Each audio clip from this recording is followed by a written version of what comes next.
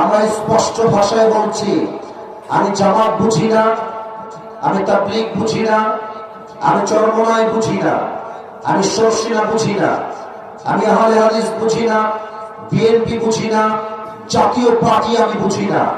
আমার কথা একটা, আমার স্বাধীন মাতৃভূমি বাংলাদেশে কোন একজন আলেমকে নির্বিচারে গোপনে হত্যা করা হবে আর বাংলার মানুষ চুপচাপ সহ্য করবে, এটা চোর পরিমাণ বরদাস্ত করা যাবে না।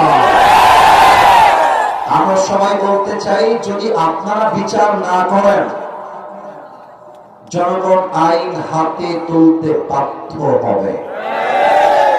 আমাদের কথা শুধুমাত্র সাইদি সাহেবকে নির্বিচারে হত্যা করা হয় নাই, বরং আমাদের সকলের প্রিয় ডক্টর মিজানুর রহমান আজহারী হুজুরকে 2020 সালে জামাতের ট্যাগ দিয়ে বাংলাদেশ ছাড়তে বাধ্য করা হয়েছিল। সাইদি হুজুর একটা কথা প্রায় বলতেন,